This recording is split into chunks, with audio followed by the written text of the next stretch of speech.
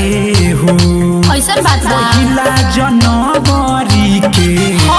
मजा उठावे हो मजा के जानो सुना बोला मिट्टी मुर्गा बनल रही जई हो खाए हो जरूर आई पहिला जनवरी के मजा उठावे हो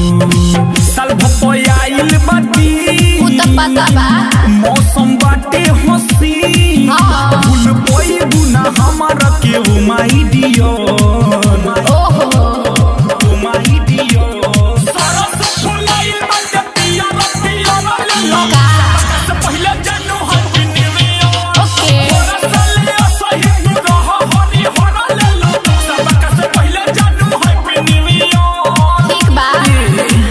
तू हमार ले लो हम तहार ले ले का गिरिटी कार्ड अच्छा oh my god happy new year happy new year